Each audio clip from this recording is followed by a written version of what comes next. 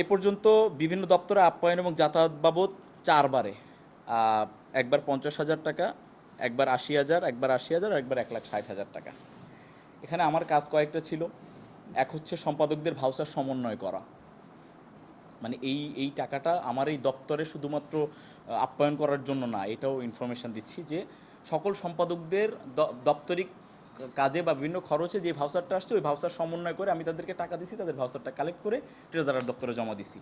এটা এর বাহিরে সিনেট বা ভবনের সিনেট হল প্রতিনিধি সম্মেলন বাবদ টাকা নেওয়া হয়েছে 2,36,000, দ্বিতীয় ধাপে 3 লাখ, আর তৃতীয় ধাপে 89,000। এখানে 3 বার হওয়ার কারণ হচ্ছে 3 লাখ টাকা প্রশাসনের থেকে হওয়ার কথা ছিল, কিন্তু কোনো একটা কারণে প্রশাসন দেয় নাই, পরবর্তীতে ওটা রাকসু থেকে নেওয়া হয়েছে। এবং তৃতীয়বার যে 89,000 টাকা নেওয়া হয়েছে এটা হচ্ছে ঘাটতি, এই জন্যই 3 বারে টাকাটা নেওয়া হয়েছে আর কি। আর এটা সামগ্রিক কাজ, এটা জিএসের এখানে যাবে না, কিন্তু যেহেতু জিএস উত্তোলন করছে এই জন্য জিএসের নামে আসছে এবং আমি এটা নিছিও। 25-26 সেশনের ভর্তি পরীক্ষার বুথ স্থাপন বাবদ এখানে 3,02,000 টাকা। এখানে আমি একটু ক্লিয়ার করি যে শুধুমাত্র রাজশাহী বিশ্ববিদ্যালয়ের কয়েকটা বুথের জন্য এই টাকাটা না। যেমন আমরা কলম, চাবির রিং এগুলা কিনছি, এগুলো 1,21,000 টাকা লাগছে। তারপরে বিভিন্ন বিভাগীয় শহরগুলোর বুথে মানে বুথ স্থাপন করা হয়েছে রাকসুর পক্ষ থেকে আর কি। তখন প্রাথমিক সময় হওয়ার কারণে হয়তো বা মিডিয়ায় অতটা আসে নাই বা করে নাই, কিন্তু আমরা কিন্তু অ্যানাউন্সমেন্ট করছি, আমাদের অফিসিয়াল পেজেও এটা তথ্য আছে। তো এখানে 3,02,000 টাকা খরচ হয়েছে।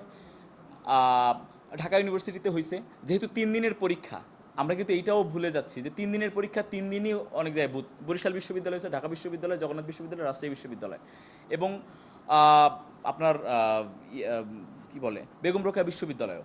তো এই যে বুথ স্থাপন সহ এগুলো বাবদ হচ্ছে 3,02,000 টাকা খরচ হচ্ছে। সব মিলা এখানে 12,97,000 টাকা জিএস, এখানে সামগ্রিক কাজ ম্যাক্সিমাম। আর ওই যে অফিসিয়াল দাপ্তরিক খরচ বাবদ এই যে 3,70,000 টাকা, এবং এটারও ক্লিয়ার 1 টাকারও হিসাব আমার কাছে আছে। এবং প্রত্যেকটা ভাউচারে আমি আরও টাকা পাবো, কোনো 80,000 টাকার ভাউচার জমা দিয়েছি, 80,027 টাকা, ওখানে 27 টাকা আমি আরও ফেরত পাবো, এমন আছে আর কি। সো এখানে একটা বিভ্রান্তি ছড়াইছে। এখানে যদি বলে যে রাকসুর জিএস সামগ্রিক কাজ সহ বাজেট মানে কত টাকা উঠেছে, তাহলে হচ্ছে 12,97,000 টাকা। আর যদি বলে শুধু জিএস কত টাকা উঠেছে, তাহলে হচ্ছে 3,70,000 টাকা। এবং এই জিএসের এই যে এখানে কনস্টিটিউশন আছে, আমার কনস্টিটিউশনে এখানে আমি জাস্ট ক্লিয়ার করে করা আছে যে রেকর্ড তিনি কোষাধ্যক্ষের নির্দেশনায় সংসদের হিসাব রক্ষণাবেক্ষণ মাসিক ব্যয় নির্বাহের জন্য কোষাধ্যক্ষের থেকে টাকা অর্থ গ্রহণ করবেন এবং ভাউচার সংরক্ষণ করবেন, এই বাবদ টাকাটা নেয় আর কি। সো এখানে জিএস ব্যক্তিগত জায়গা থেকে বা কোনো সম্পাদক 1 টাকাও ওঠানোর এখতিয়ার নাই আসলে। যেই প্রসেস আমি মানে যদি আপনাদের সম্ভব হয় আপনারা এটা প্রচার করেন, আমাদের বিতর্ক সাহিত্য সম্পাদক বলছে খুবই জটিল প্রসেস, 1 টাকা উঠাইতে গেল। আমাদের অনেক প্রোগ্রাম হয়েছে যেগুলো প্রোগ্রাম শেষ করে তারপরে আমরা ভাউচার দিয়ে আমরা টাকা নিই আর কি, কারণ এগুলো লেট হয়ে যায় অনেক। নেওয়া বা এটার এখতিয়ার তো আমাদের নাই। অডিট তো করবে, যদি করার এখতিয়ার থাকে ট্রেজারার দপ্তর করবে আর কি অডিট, এবং তারা বছর শেষেই করবে। এই অডিটটা বছর শেষেই হবে, কারণ এখানে দেখেন এই যে বিভ্রান্তিগুলো সৃষ্টি হয়েছে এগুলো কিছুই হইতো না।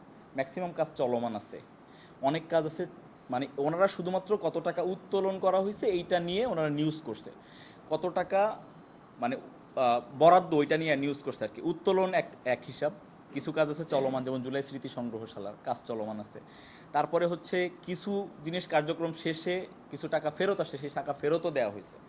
সো এখানে এই মিসকমিউনিকেশনটা হয়েছে তারা, এবং এই 101 কোটি টাকার প্রশ্ন আসবেই না তারা যদি আমাদের ইয়া থেকে ট্রেজারার দপ্তর থেকে অরিজিনাল তথ্য নিয়ে নিউজ করে, তারপরেও 87 লক্ষ টাকা আসবে, সেটা হচ্ছে বরাদ্দ। আর যদি কত টাকা উত্তোলন করছে এটা বলে, তাহলে 63 লাখ টাকা, মানে তারা দ্বিগুণ করে তারা এই ইয়েটা করছে।